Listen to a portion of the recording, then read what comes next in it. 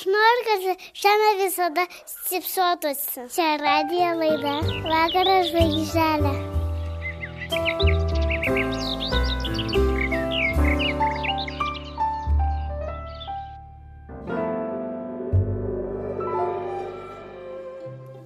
Ant mano delno žemės rutulys, toks margas, spalvotas, toks artimas.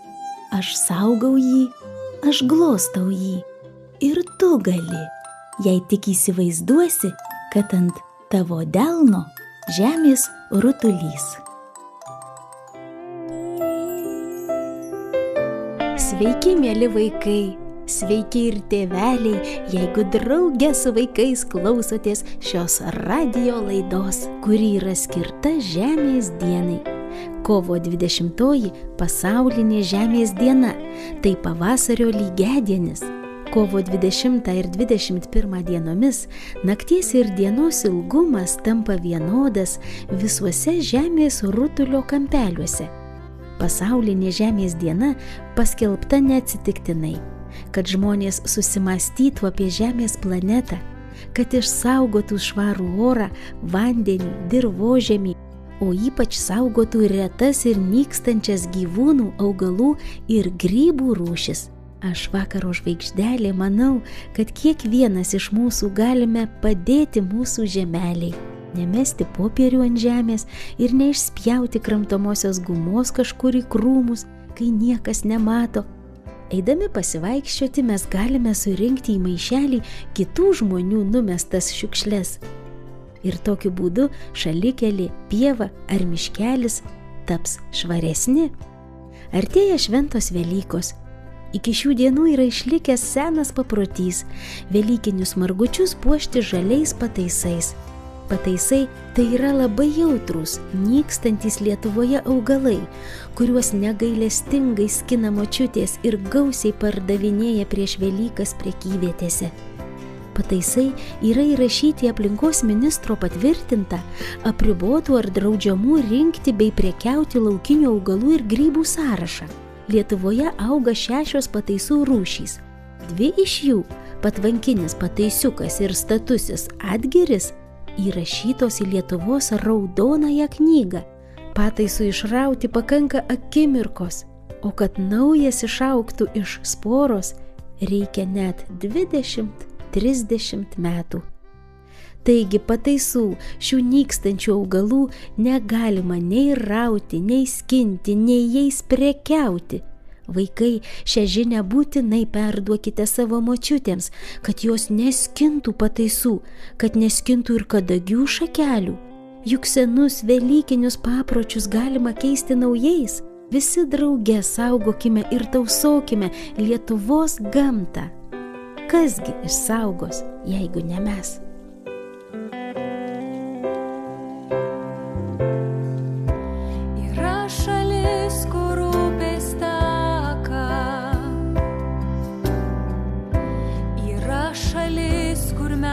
Šneka, žaliuoja ošia išdidžiai, legendomis puošti miškai. Yra šalis, kur lietus lyja, yra šalis, kur dainos kyla. Lietuva graži tikrai, tu man vieninteliai namai. Mano tėvynė, legendomis puoštus miškai.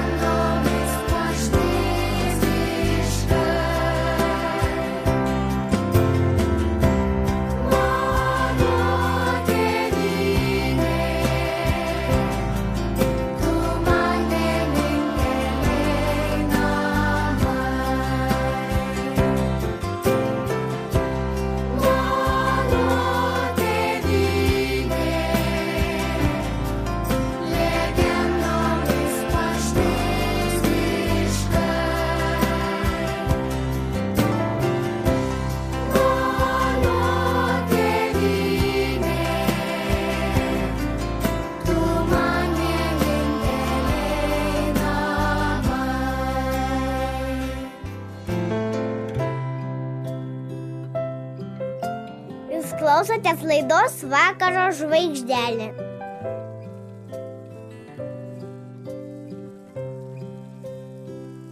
Mieli radijo bičiuliai, praėjusioje laidoje minėjau, kad šiandien mes visi drauge stebuklingų būdų nukeliausime į Edeno sodą, į rojų.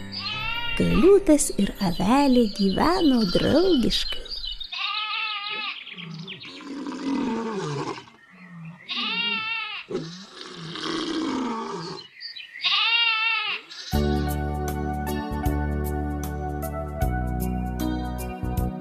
Vakare, kol dar nemiegam, atsiverskim storą knygą, tai ne pasakų knyga, Dievas kalba mums per ją.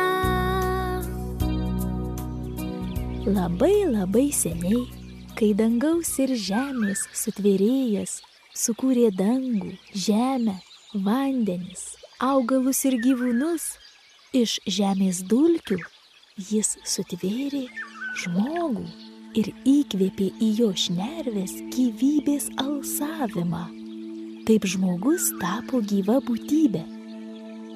Pirmasis žmogus apsigyveno nuostabiame sode, Edeno arba dar kitaip rojaus sode. Ten augo įvairiausių rūšių medžių, gražių pasižiūrėti ir nešančių gerus vaisius maistui. Sodo viduryje augo 2 medžiai. Vienas gyvybės medis, o antrasis gero ir pikto pažinimo medis. Viešpats Dievas įsakė žmogui, tardamas: nuo visų sodo medžių tau leista valgyti, bet nuo gero ir pikto pažinimo medžio tau neleista valgyti, nes kai tik nuo jo paragausi, turėsi mirti. Edeno sodą drėkino upė, kuri įsišakojo į kitas 4 upes. Todėl nei augalams, nei gyvūnams nestigo vandens. Pirmojo žmogaus vardas buvo Adomas. Jis turėjo ne tik prižiūrėti sodą, bet ir kiekvienam žvėriui bei padangių paukščiui sugalvoti vardą. Taip.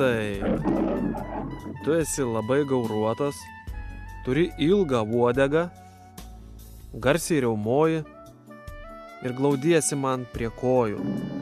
Tegul tavo vardas būna Liūtas. Na, o tave kaip pavadinti? Turi sparnus ir snapą, 2 kojytes, burkuoji gražiai. Tegul tavo vardas būna Balandis. Štai, mielas, švelnus padarėlis. Kokios gražios baltos tavo vilnos. Tegul tavo vardas būna Avelė. Kas čia laižo man rankas? Ei, gana jau. Pakaks, nelaižyk. Ir kokį čia tau vardą sugalvojus? Žinau, tu būsi šuo. Žinai, šunelį, iš visų padarų, kuriems daviau vardus, tu esi pats mieliausias ir ištikimiausias draugas. Bet man kažko trūksta. Nerimsta mano širdis. Ilgisi kažko. O ko, nežinau. Tuomet sutvėrėjas užmigdė Adomą giliu miegu ir jam miegant išėmė vieną šonkaulį, o jo vietą užpildė raumenimis. O iš šonkaulio, kurį buvo išėmęs iš žmogaus, visagalis sutvėrė moterį. Štai, pagaliau, taip gražiai sutverta. Iš mano paties kūno ir kaulų. Tave pavadinsiu žmona. Kaip man gera, kai tu esi šalia. Kaip nuostabu, kad viešpats mus sukūrė. Aš irgi tuo be galo džiaugiuosi. Aš ir tu, mes drauge gyvename nuostabiam Edeno sode. Dievo meilė ir šviesa jungia mūsų širdis.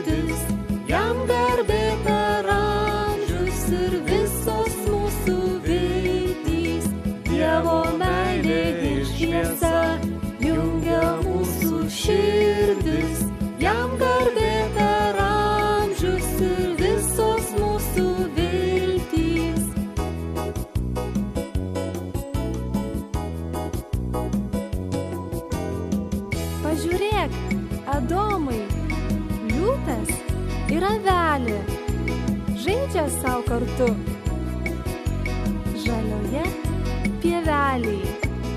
Dievo meilė ir šviesa jungia mūsų širdis, jam garbė per amžius ir visos mūsų viltys.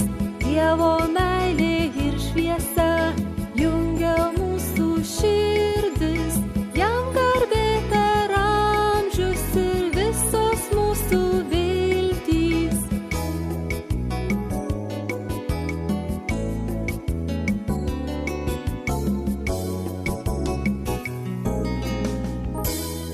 Adomai, pažiūrėk, koks gražus drugelis, aš noriu jį pagauti.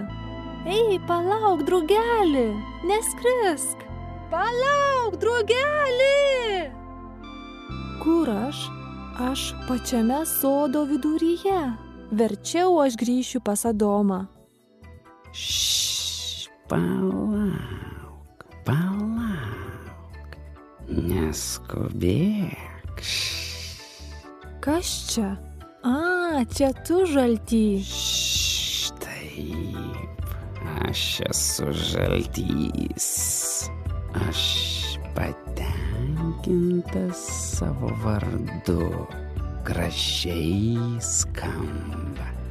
Žaltys.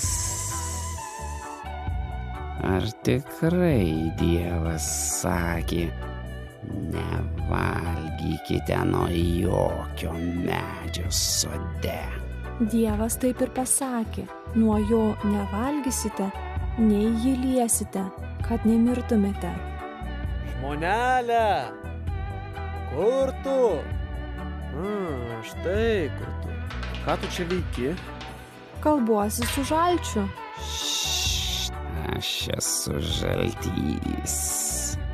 Ir patikėkite manimi, kad jūs tikrai nemirsite, jeigu paragausite vaisiaus nuo gero ir pikto pažinimo medžio.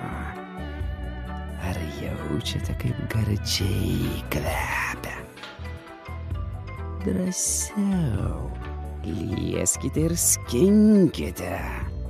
Kai tik jį nuskinsite ir užvalgysite, būsite kaip Dievas, žinantis, kas gera ir kas pikta.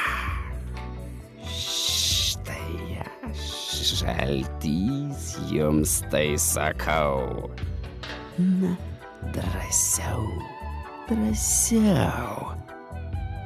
Bet juk viešpats Dievas neleido. Jis uždraudė. Dievo žodžio reikia klausyti. Aš esu žaltys. Sakau jums, dabar Dievas nemato, o jei nemato, vadinasi ir nesužinos. Paragavę šio vaisiaus, jūs tapsite išmintingi, kaip pats Dievas. Na, jeigu tik vieną kąsnelį paragausime, tik vieną vienintelį kąsnelį, tai vaisius duos mums išminties. Imsiu ir nusiskinsiu. Štai taip. Koks skanus. Kaip skanu. Imk, Adomai, paragauk. Paragauk ir tu. Labai skanu. Tikrai skanu? Tokio dar nesu ragavęs. Labai gardu. Tik įdomu, kuo visa tai baigsis. Ir kai pirmieji žmonės paragavo uždrausto vaisiaus, jiems atsivėrė akys.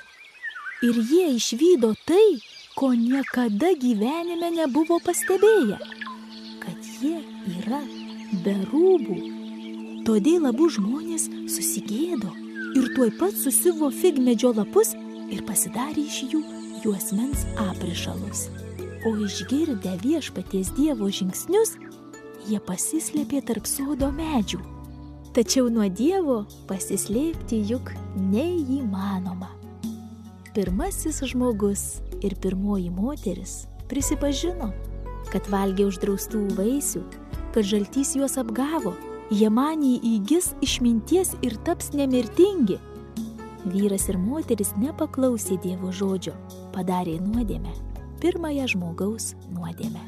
Todėl dangaus ir žemės sutvėrėjas žmogui pasakė: darbu maitinsies iš žemės, savo veido prakaitų valgysi duoną, ieva skausme gimdys vaikus ir taps visų gyvųjų motina, o žaltys už melą ir apgaulę visas savo dienas šliaužios ant pilvo dulkėse.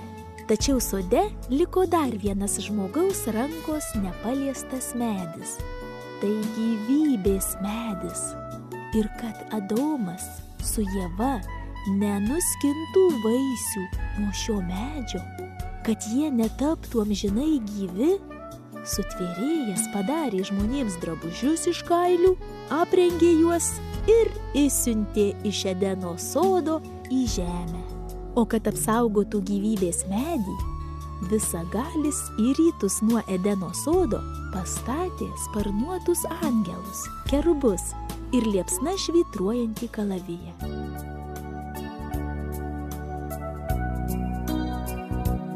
Vakare, kol dar nemiegam, atsiverskim storą knygą, tai ne pasakų knyga, Dievas kalba mums per ją.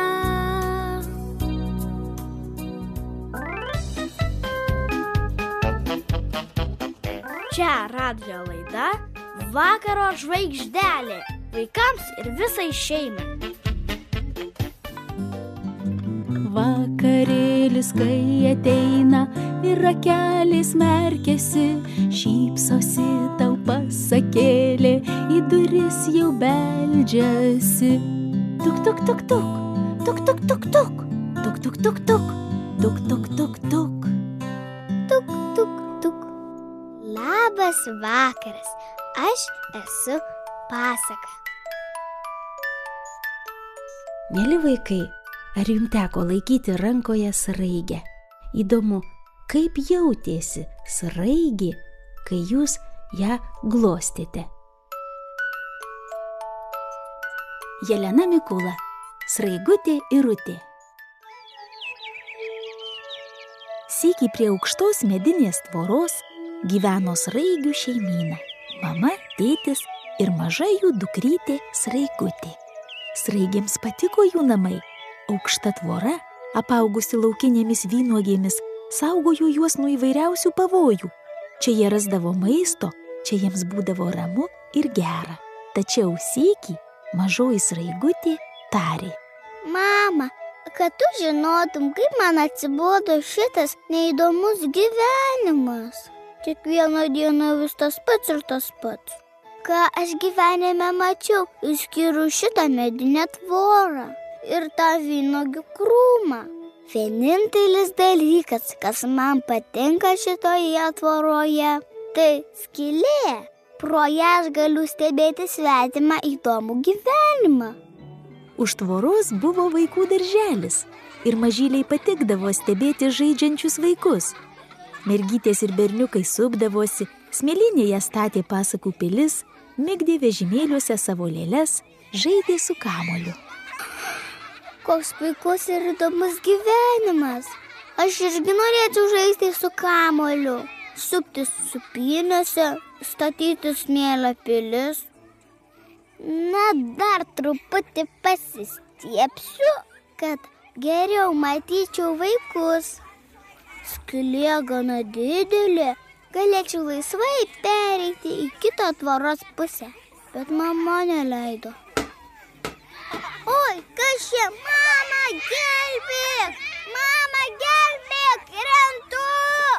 Kamuolys atsitrenkė į tvorą ir Sraigutė, netekusi pusiausvyros, persirito į kitą tvoros pusę. Dar kelios sekundės ir vaikiškas delniukas ją pakėlė nuo žemės. Aš sraigę radau! Tik pasižiūrėkite, kokia ji graži. Dabar tu būsi mano dukrytė. Tavo vardas bus Irutė. Sraigutė, Irutė, iškišk ragučius. Aš duosiu tau 2 sausainiukus.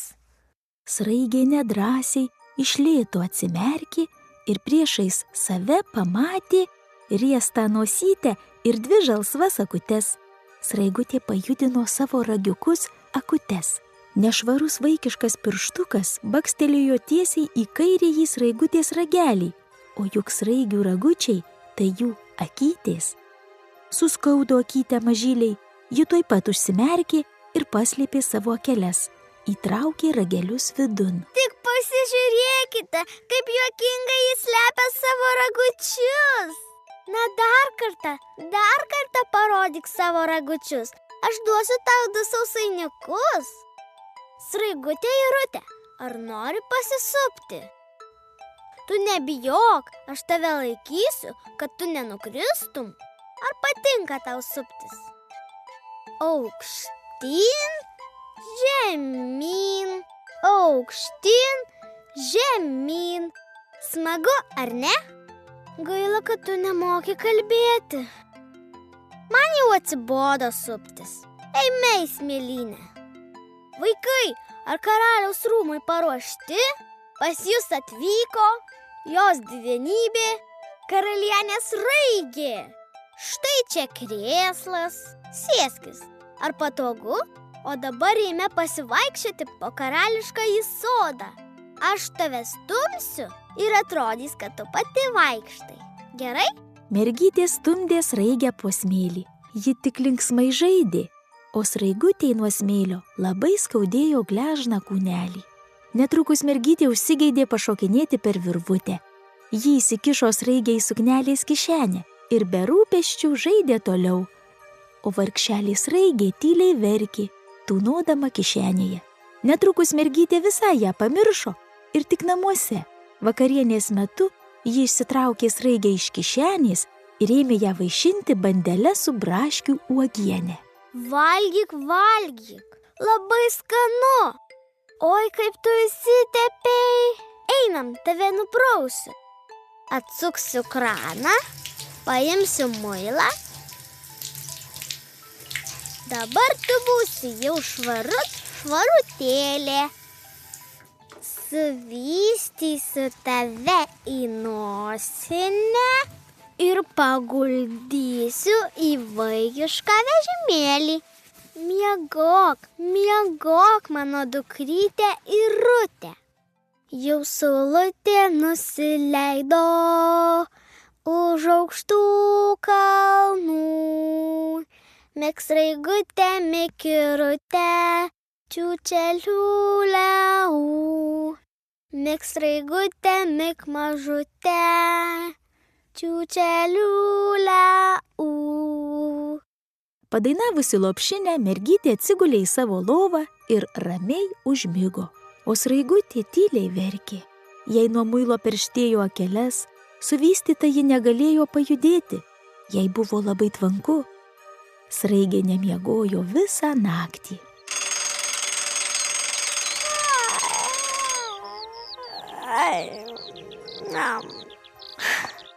Jau rytas. Laikas keltis, Irutė. Eime valytis dantukus. Dukrelė, su kuo tu ten kalbėsi? Tai Irutė, mano Sraigė. Aš esu jos mama. Mes tuoj valysimės dantukus. Sraigė? Kur tu ją radai? Prie tvoros, darželyje. Tai mano dukrelė. Ji labai paklusni. Jai patinka prausti su muilu ir valgyti bandelę. Parodyk man ją. Kažin, ar ji dar gyva? Nejaugi tu nesupranti, kad tu ją kankini. Sraigė, ne žaisliukas, tai gyvas padarėlis. Ji nevalgo to, ką valgo žmogus. Jos negalima prausti su muilu. Tikriausiai muilas jai labai graužia akeles. Aš nenorėjau. Aš nežinojau. Mes ją nunešime ten, kur tu ją radai. Tikriausiai prie tvoros yra jos namai? Matai, dukrelę, kiekvienas gyvūnas šioje žemėje turi savo vietą, turi savo gimtus namus. Žmogus gali lengvai pakenkti mažam gyvam padarėliui, kuris negali savęs apginti. O juk Dievas mums, žmonėms, patikėjo visą žemę ir jos gėrybės, visus augalus ir gyvūnus, kad protingai ir išmintingai mes juos valdytume. Mamyte, aš nežinojau, kad žaisdama su sraige ją skriaudžiu, kad jai nepatinka praustis su muilu, kad ji nemėgsta bandelės su braškių uogiene. Daugiau jau niekad nebežaisiu su sraigėmis ir boružėlėmis. Aš jas tik truputėlį palaikysiu delniukyje, paglostysiu ir vėl padėsiu ant žolės. Sraigutė Irutė, matai, čia tavo tvora, čia tikriausiai tavo namai. Nepyk ant manęs, aš nenorėjau tavęs nuskriausti. Lik sveika, Sraigutė Irutė, iškišk ragučius. Aš duosiu tau 2 saldainiukus, 2 sausainiukus. Tralalalalala, tralalalalala. Jau nutolo mergytės balsas, vadinasi, galiu atsimerkti. Aš jau namie, tai mano vynuogių krūmas, pats geriausias, pats nuostabiausias visame pasaulyje. O čia mano tvora, kaip man patinka šita aukšta medinė tvora. Ji gali mane apsaugoti nuo įvairių pavojų. Kaip gera sugrįžti į savo namus. Atsiprašau, mamyte, aš tik norėjau pasižiūrėti pro skylutę. Ačiū, mėly bičiuliai, kad klausėtės šios laidos skirtos pasauliniai Žemės dienai. Visi drauge saugokime gyvūnus ir augalus ir niekada neskinkime nei pataisų, nei kadagių ir taip pat žibučių neskinkime. Oi, prasidėjo smarkus lietus ir gal kažkas stato laivą? Vadinasi, kitoje laidoje bus daug vandens ir mes plauksime su laivu. Oi, tai bus smagu. Iki kito susitikimo, vaikai. Sudie. Bus taip gera po šilto lietaus, bus sausavimas medžių svaigus. Lietus. Girdėjote radijo laidą vaikams ir visai šeimai Vakaro žvaigždelė.